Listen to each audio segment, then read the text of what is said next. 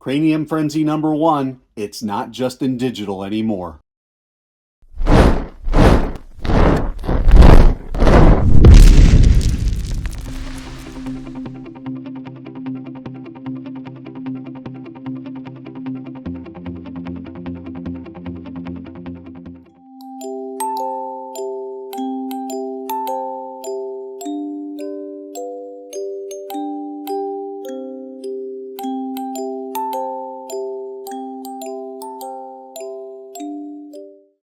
And hello, everyone. It's Tom. It's FANzine Live. We are in the Phoenix spotlight today. The Phoenix being Phoenix Productions, my little cottage label.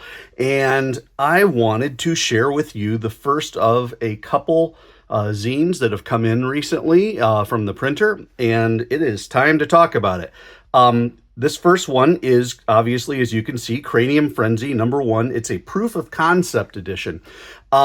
Interesting little story on this one. This is, I did not intend to make a book out of this. However, I did want to circulate a copy of this to all my friends, the United Fanzine organization, and perhaps maybe I've got some other friends that I've made along the way. And then of course you've got your, I guess you would say professional contacts and those types of folks. So I started pricing this out and I thought I would just run it over to the copy shop. But it ends up that for the volume I was making and for the size of the zine, excuse me, for the size of the zine, that it really made more sense to do it, if you will, professionally. So we have ourselves a paperback bound book of Cranium Frenzy #1, the Proof of Concept edition. I did not do a lot of work on this. The purpose of this zine was to test whether or not Steve Willis's early issues of Cranium Frenzy, which were originally in the half legal size, but were remastered down to digest size. And I will pull out a copy of a digest to show you what I mean. So this is the 8.5 by 5.5, as opposed to 8.5 by 7. He shrunk them down.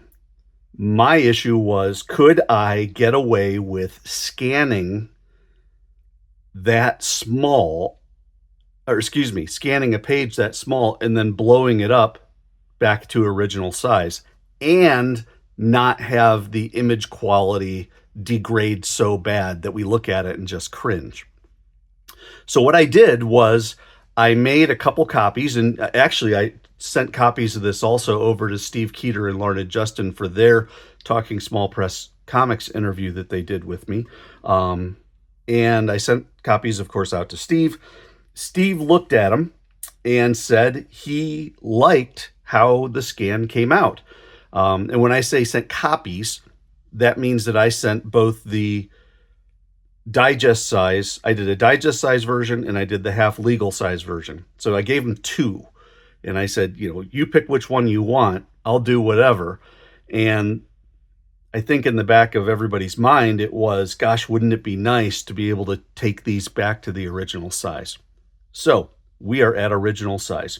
So Cranium Frenzy, Proof of Concept from me, proud member of the UFO.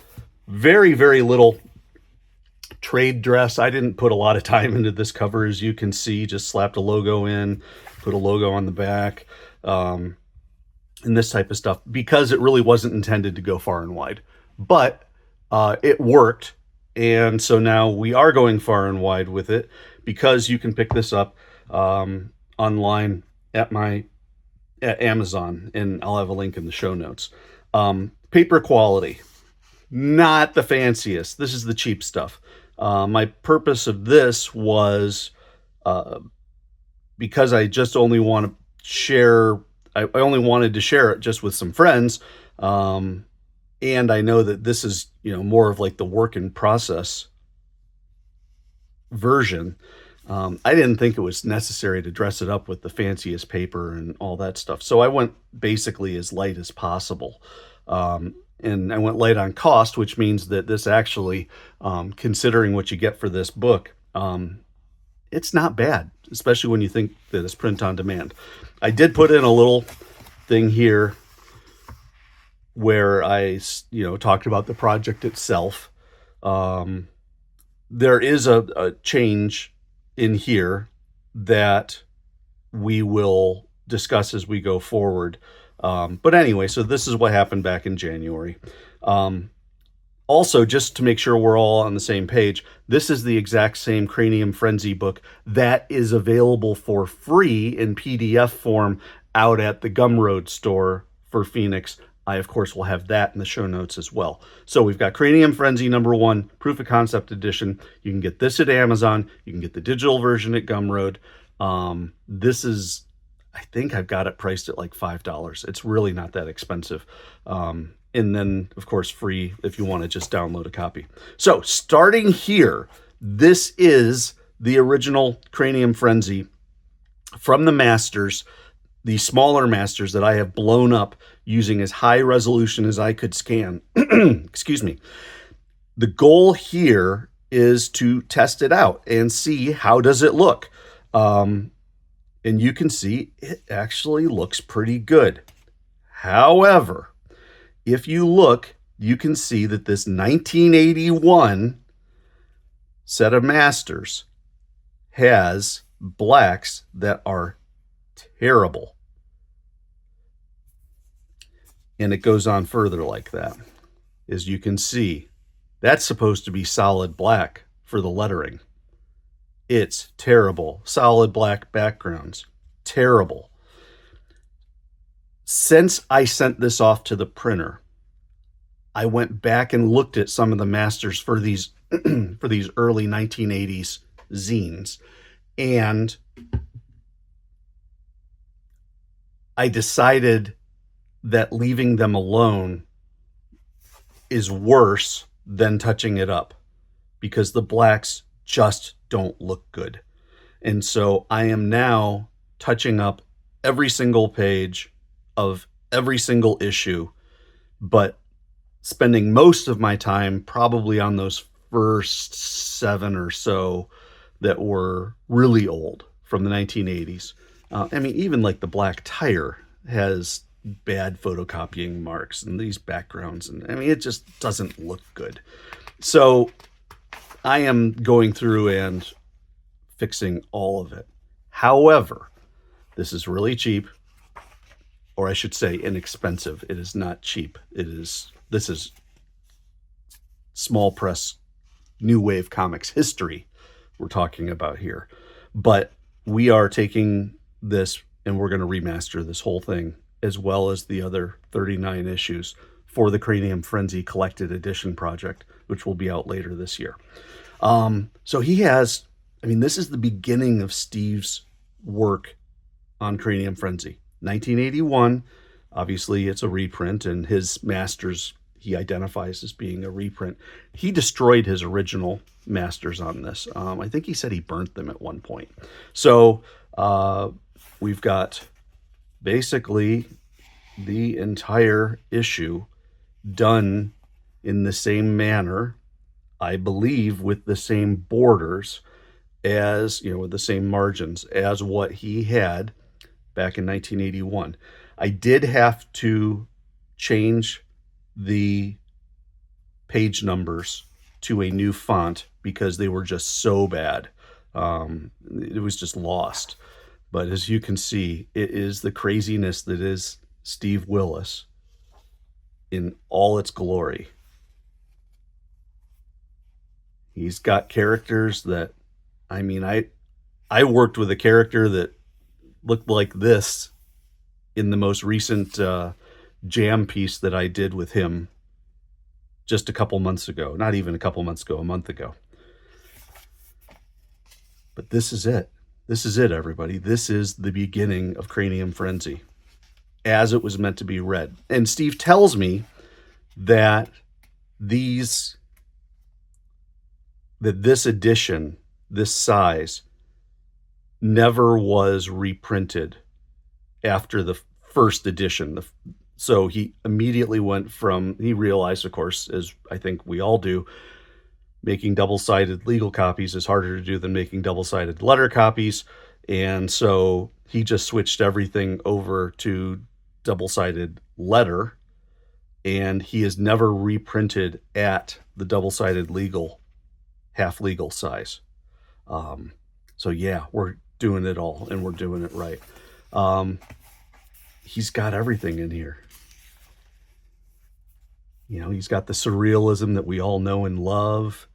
He's got the original version of Morty the dog, though I don't think he calls him Morty the dog in here.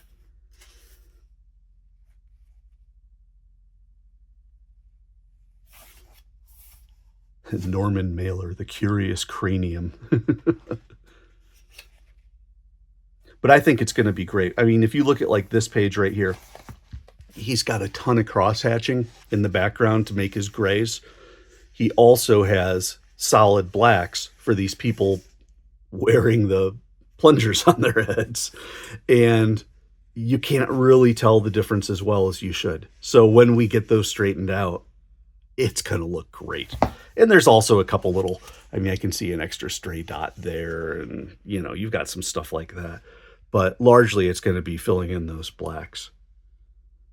He does not use Zipatone or anything like that. When he does shading, he does it with a pen. And as such, the I think they call it the Moiri pattern. I should look up how to pronounce that. It's just not there in his work. So I was able to, because he does only line work, well, 99.9% of the time. I think I had to scan 1 or 2 pages otherwise. But most every scan I did was just straight black and white. And so a lot of the garbage got pulled out right there. However, it left these blacks really bad. So we're going to get those straightened out. The decapitated Odyssey of Lord Oliver Cromwell. Give me a break. I mean, he's just nuts. Steve is the best. His cartooning is fun. His narrative, even back in 81, was great. Nothing is too wild for him, but it's not like lewd. It's fun. It's surreal. It's crazy. Yes, God's Little Joke featuring Morty Mutt. He didn't even call him Morty the dog. And so, I mean, we're going way back in history. So yeah, pretty cool. Lots of stuff. I mean, you've got okay, so you got 1, 2, 3, 4, 5, 6, 7, 8, 9, 10. You got 10 stories and some spot illustrations in this 32 pager. Or excuse me, 36 pager, because it made it to 34, and then you've got the 2 front pages. So there was a 36 page half digest. And I think that's why this became more cost effective. Then here's the other neat part that we have, both in the online version, the PDF, as well as this. And these are notes. He did a blog back in, I guess, 2010, where he talked about Cranium Frenzy 1. So basically what we've got here, yeah, you can see what happens when we start scanning grayscales. But I had to do that to pull, or he did that. This is a piece that I lifted from him.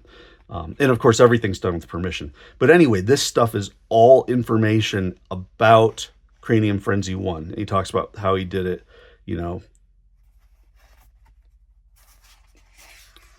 Then he throws in trivia. So it's almost like an annotated copy where you can go back and look at page 2. And then he talks about panel 1 being his anticipating the future Tragedy of Morty book.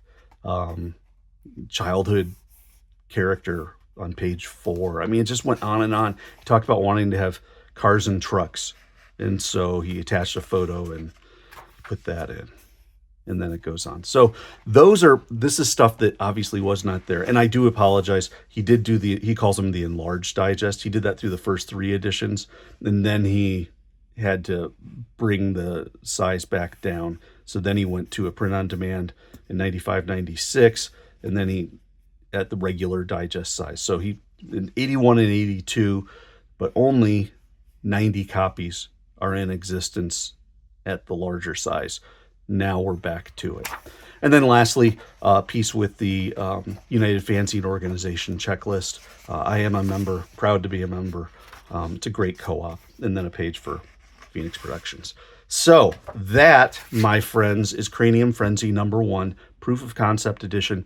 It is out. You can get yourself a copy. You can read it on your tablet if you want to for free. You can get a copy to hold in your grubby hands like I'm doing right now. And I got to tell you, the reading experience is wonderful. Steve Willis is a treasure.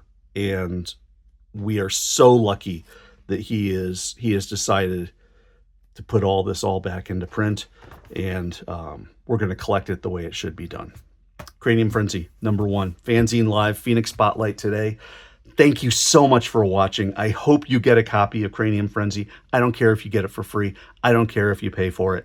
Get yourself a copy of Cranium Frenzy #1 and just enjoy. It is that good. Please just enjoy. That's all, everybody. Thanks for watching, and I will catch you next time.